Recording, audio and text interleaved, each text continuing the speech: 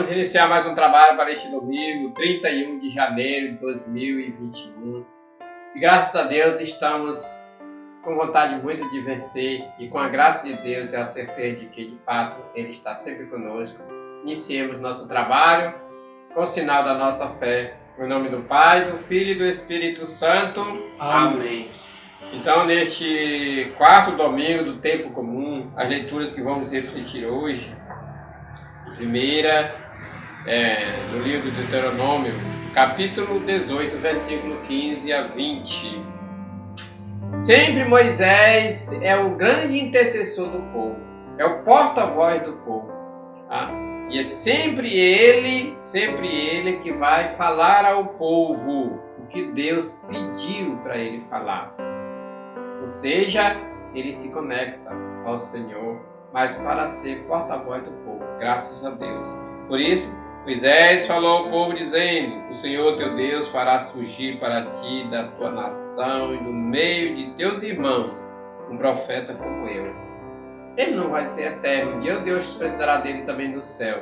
Por isso ele já está anunciando que um profeta como ele, como Moisés, Deus fará surgir no meio do povo. Tá? Por isso, dizia ele deverá executar.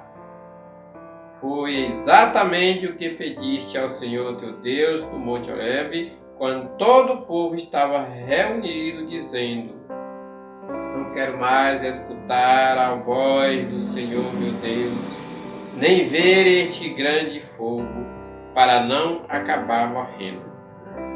Então, nessas horas, Moisés se manifesta e diz: o Senhor me falou assim, tá? Está bem o que disseram. Farei surgir para eles, no meio dos seus irmãos, um profeta semelhante a ti, e porei em sua boca as minhas palavras, e ele lhes comunicará tudo o que eu lhe mandar. Mas ele é bem claro quando ele diz que vai colocar o profeta, vai constituir esse profeta. Tá? Eu mesmo pedirei contas a quem não escutar as minhas palavras que ele pronunciar em meu nome. Viu? Deus está sendo muito direto. Ele mesmo pedirá conta a quem não escutar a palavra daquele que prega a mensagem, que leva a mensagem, que anuncia, que se torna um mensageiro. Tá? Ele vai, daquele que fala em nome do Senhor. Ele vai pedir conta. Ou seja, não levou a sério, não considerou, não acolheu, não respeitou, mas depois tem que se apresentar diante do Senhor para a prestação de conta, tá?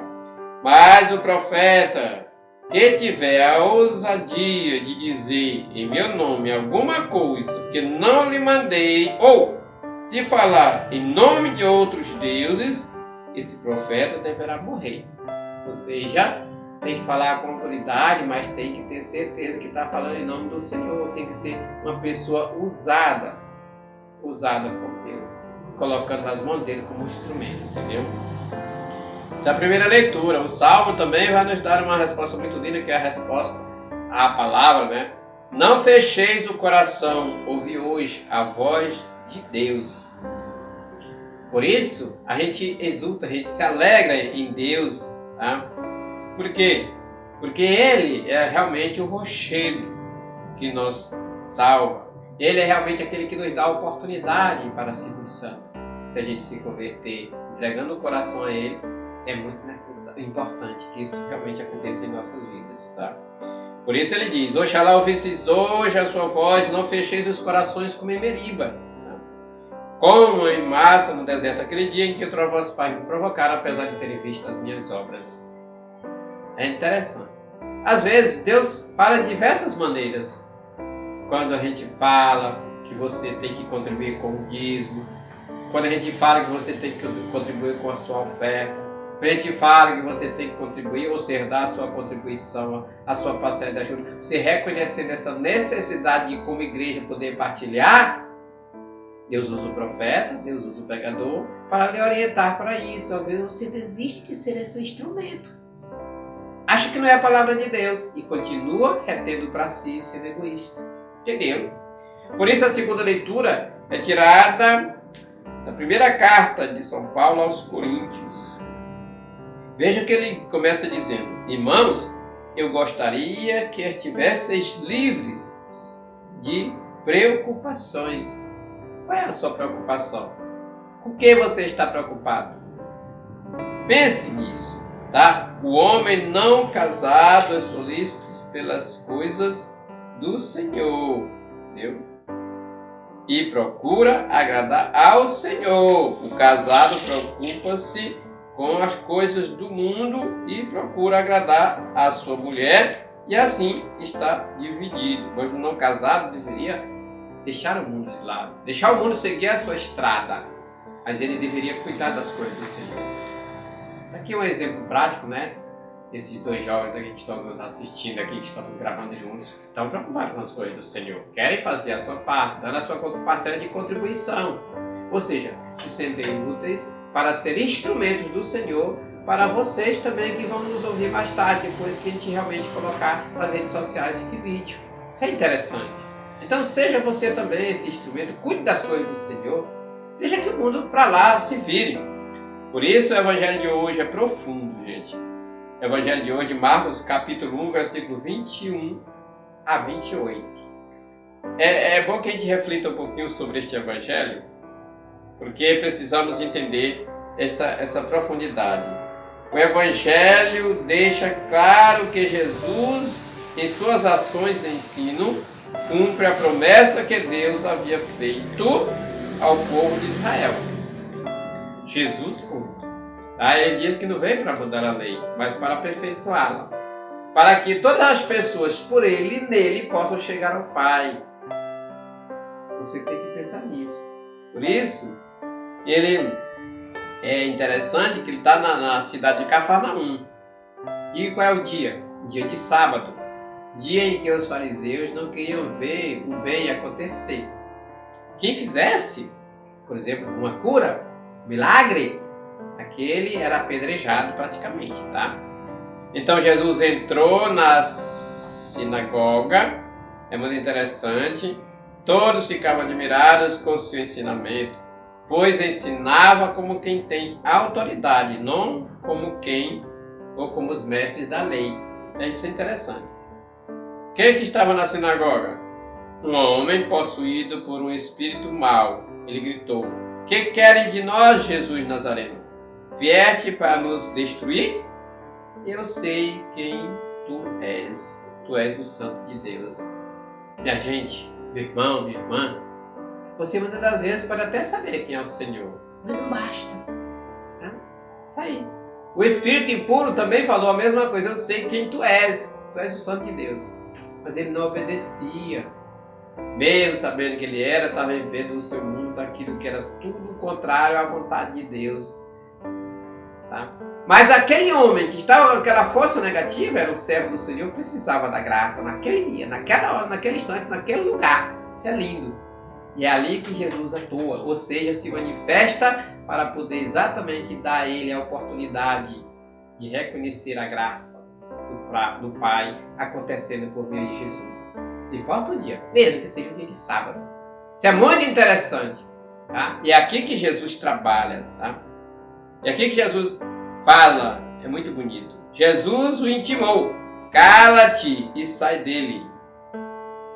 Isso, na mesma hora ele obedece o espírito mau. Então o espírito mau sacudiu o homem com violência, deu um grande grito e saiu. Diz aqui a palavra que todos ficaram espantados. Espantados. É incrível. Esse espanto, por quê?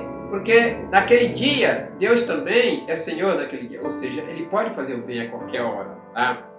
Ele foi à sinagoga. É preciso fazer um esclarecimento. Existia apenas um templo e este ficava em Jerusalém.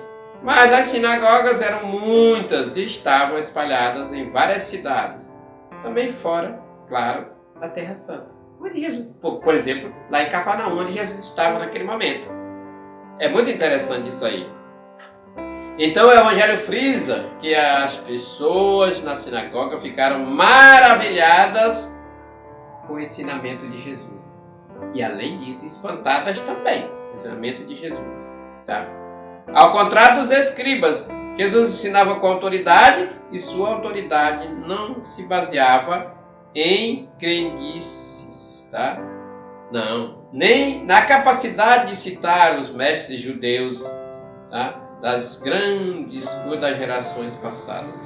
Mas a capacidade de Jesus se baseava exatamente no Espírito Santo que havia descido sobre ele em seu batismo em forma de pomba. Aqui que ele recebe a força, aqui que ele recebe a autoridade, é ali que ele recebe a capacidade de falar em nome do Pai.